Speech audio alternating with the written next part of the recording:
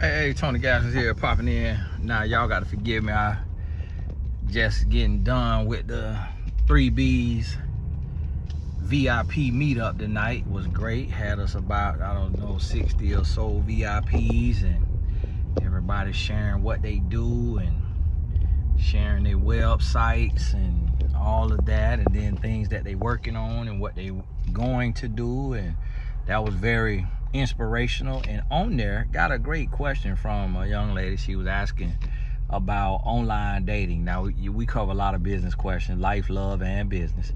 And she was asking about online dating, because I always tell people, don't online date, don't online date. And then now today, online dating is even more popular.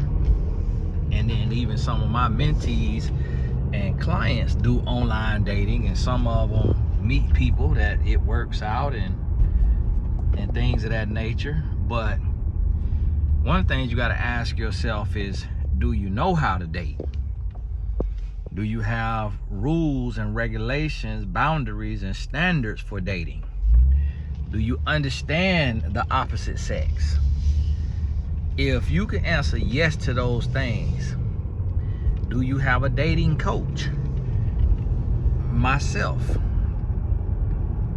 If you have me as a dating coach, then you can get online and not get bamboozled.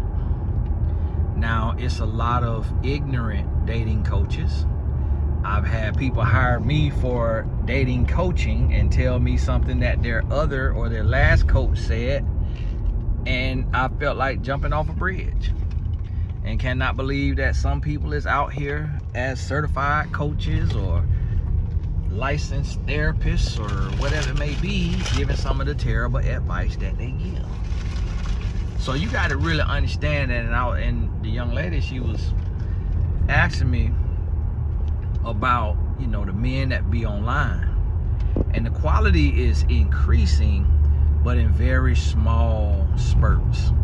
So I tell my clients, if you in coaching and you're gonna get online and you're gonna get these matches, and then you're gonna book a session and we're gonna talk about these matches and look at their pictures, look at their messages, and read the red flags and read between the lines and see what's what, and then put in some guidelines of how to date.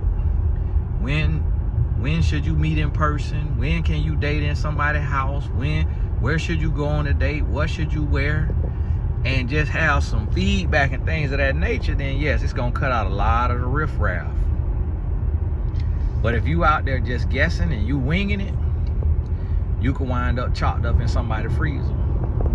And then you also got to understand the different types of men that's online and the different types of women that's online. Now, what I have found is that a lot of wholesome and classy, respectable women do not like online dating. The type of woman that a man like myself would want to marry, they don't like online dating. Meaning an honest, faithful man that's gonna be a man of God. Majority, 90% of those women will not get online to do online dating unless expressly instructed to do so by a professional that they greatly value and trust. But I talk to so many women and they're like, I've never done online dating and I never will do it, or I don't want to do it. It is creepy. And it just riffraff, and just, I know it ain't no good. And then I will say, well, hey, you should try it because you live in the middle of nowhere, or because you over the age of 50, or because you have a very demanding job, or because you have a very unique look that is not very common. So your look is unique and peculiar. So the average man is not used to seeing someone with your unique look. So you got to increase your rate of exposure, because when a man see you, he may think that, oh, she's pretty or she's attractive. But if you too niche, he gonna be like, well, who else is gonna value and respect her in our city, because she don't look like and dress like how the majority of my people look and dress and act and talk. So you got to get online to increase your rate of exposure, but you got to do so with a seasoned professional. And I got mentees and clients who do online dating. It ain't worked for now one of them. So that right. So it's like, okay, yeah, you could try it. You could try it. Ain't seen no success from it. So what you got to look at it is like you shooting in the dark. It's like you playing the lotto.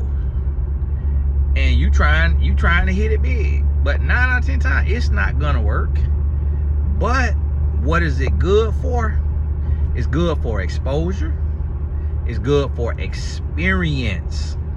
And it's good for, if that's what God got for you, then it'll work.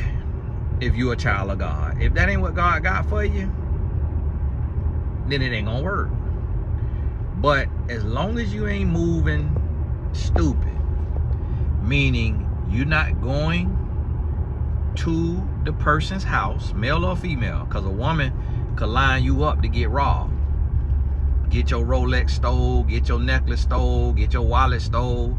So don't feel like just because you a man and you conceal that you can go to this woman's house on the first date, because she might be lining you up.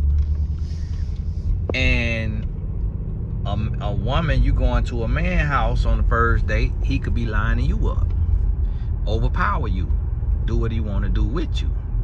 You also could get chopped up and put in a freezer like the one sister did.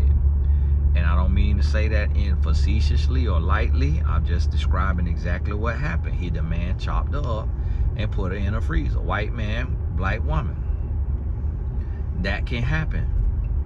So you got to realize and understand that you can't be moving, for lack of a better term, stupid. So you can't go to somebody's house. You cannot give somebody all your business. They don't need to know everything about you, like your job address, your credit score, your home address, your license plate number. They don't need to know all of that. You could even give them a Google Voice number that rings through to your phone. So if you have to cut them off, now you can just choose another Google Voice number and go and deactivate the other one that you gave them. So now you don't have to worry about them bothering you and interrupting your next date, or calling you and blowing you up while you sitting there with your next date.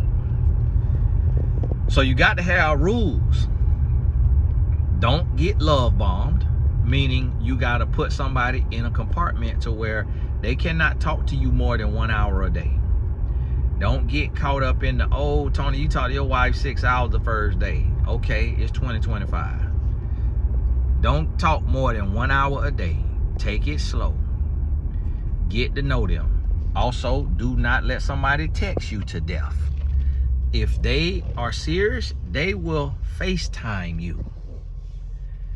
And it will be different times a day, unless they got a hard set schedule.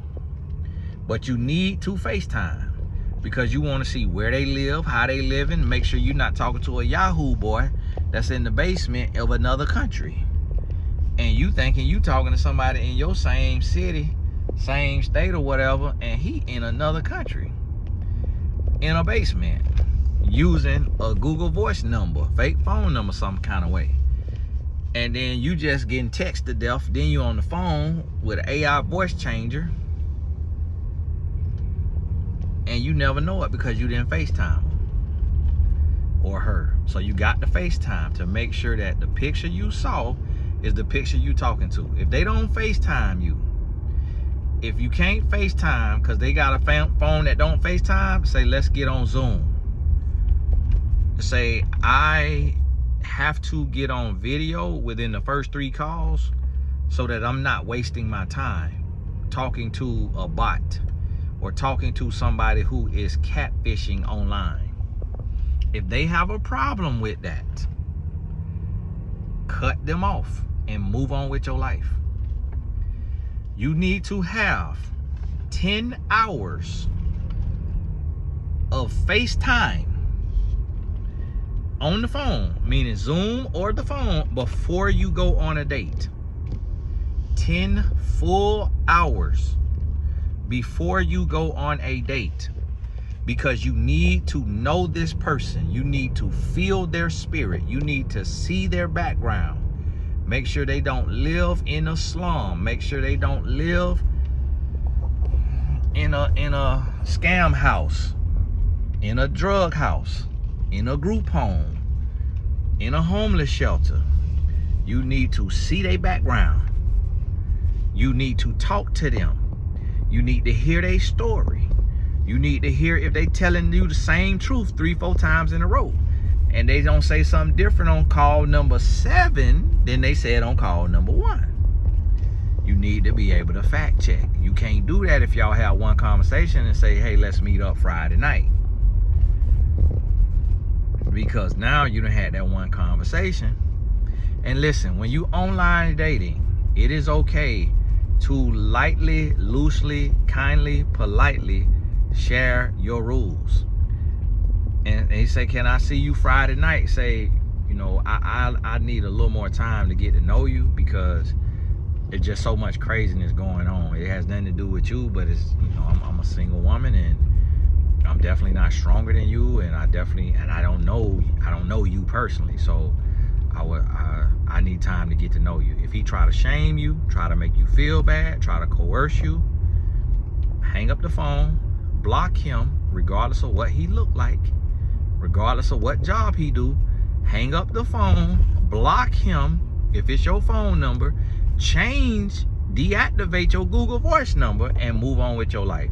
When you are online and you dating online, it is a wild, wild west. You dealing with a lot of perverts, a lot of psychos, a lot of idiots, a lot of lames. You cannot play games.